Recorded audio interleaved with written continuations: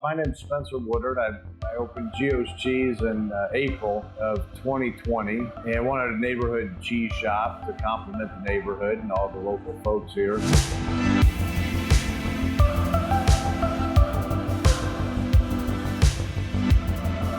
I've been in the cheese business for 15 years or so as a wholesaler. Wanted to provide unique cheeses that you can't find anywhere else. We've got a lot of different cheeses that you won't find.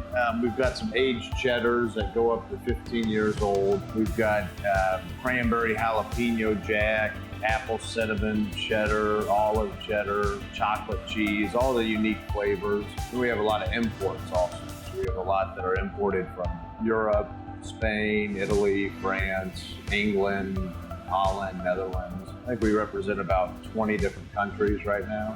So we've got over 200 different items in here that we offer to people. We've got a little patio out here that people buy a charcuterie board and sit out there and enjoy. We do caterings for parties and events and gift baskets around this time of year is getting big. And here we do some meat items, salamis, meat sticks, jams, jellies.